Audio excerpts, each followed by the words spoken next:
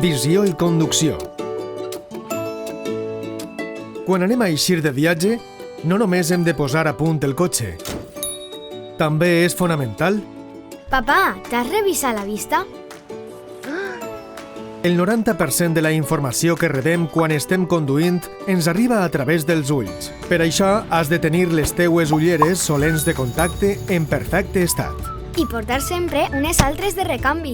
Dels 25 milions de conductors que hi ha a Espanya, una tercera part necessita ulleres graduades i 15 milions usen ulleres de sol. Visita la teua òptica de confiança. Rebràs l'assessorament del teu òptic optometrista i obtindràs un producte de qualitat. I quan estem en carretera, Pren, posa't les ulleres de sol.